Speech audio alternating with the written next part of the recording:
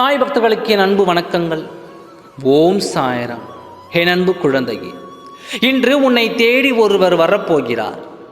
வரும் நபர் உன் மனம் கவர்ந்தவரா இல்லை உன் மனம் வெறுத்தவரா என்று பொறுமையாக நான் சொல்வதை கேள். நீ விரும்பும் நபர் யார் என்று உனக்கே தெரியும். உன் மனதார ஒருவரை நினைத்து கொண்டும் அவரே உன் வாழ்க்கை துணையாக வர வேண்டும் என்றும் பிரிந்த உறவு ஒன்று சேர வேண்டும் என்றும் பல எண்ணங்களால் உன் மனதை வாட்டி கொண்டிருக்கிறாய். இந்த ஒரு தவிப்பை போக்கப் போகிறேன். உன் சாயப்பா இன்னும் சில நாட்களில் உன் வாழ்க்கையில் ஒரு நபர் வந்து உன்னிடம் ஆதரவு கேட்பதற்காக காத்திருக்கிறார். யார் என்று கேட்கிறாயா?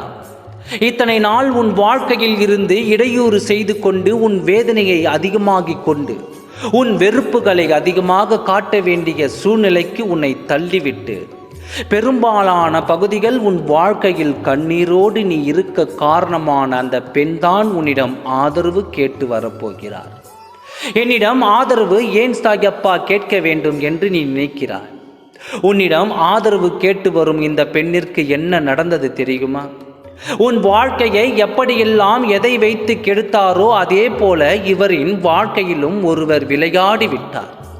இப்பொழுது தன்னந்தனியாக இருக்கும் இந்த பெண் இப்பொழுது உன்னிடம் ஆதரவு தேடி வரப்போகிறார். உன் துணையை எப்படி உன்னிடம் இருந்து பிரித்தாரோ அதே போல இவரின் துணையும் இவரிடம் இருந்து பிரித்து விட்டார்கள். இப்பொழுது தன்னந்தனியாக ஆதரவற்ற நிலையில் இருக்கும் இந்த பெண் தான் செய்த பாவத்தை நினைத்து அழுது இந்த பாவத்திற்கு மன்னிப்பு கிடைத்ததா அல்லவா? கிடைத்தாலாவது நம் வாழ்க்கை சரியாகுமா என்று யோசித்து உன்னை தேடி ஓடி வரப்போகிறார். உன்னிடம் மண்டியிட்டு மன்னிப்பு கேட்கவும் போகிறார். நீ மன்னித்தால் இவரின் வாழ்க்கையில் ஏதாவது நல்லது நடக்குமா என்று யோசிப்பதில் பலன்தான் உன்னை தேடி வந்து மன்னிப்பு கொடுத்தாலும் செய்த பாவம் போய்விடுமா?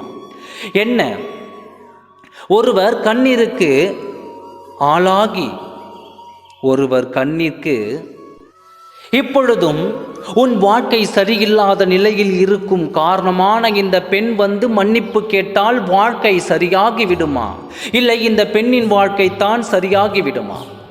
இப்பொழுது முட்டாள்தனமாக வந்து உன்னிடம் ஓடோடி வரப்போகிறது. ஆனால் உன்னிடம் நான் சொன்னேன் அல்லவா, உனக்கு துரோகம் செய்தவர்கள் உன்னிடம் வந்து மன்னிப்பு கேட்க போகிறார்கள் என்று.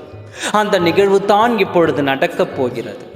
நீ என் குழந்தை, யாருக்கும் எந்த துரோகமும் செய்யாத என் குழந்தையின் வாழ்க்கை இப்படிப்பட்ட சூழ்நிலைக்கு தள்ளிவிட்டது என்றால் அது உன் கர்மா தான் காரணம் என்று உனக்கு நான் சொல்லி இருக்கிறேன். சீக்கிரத்தில் எல்லாம் சரி செய்து உன் வாழ்க்கையை நான் சரி செய்து விடுவேன். கவலையின்றி தைரியமாக இரு. தவறு செய்தவர்கள் மன்னிப்பு கேட்டுத்தான் ஆக வேண்டும். ஓம் சாய்ராம். நன்றி, வணக்கம்.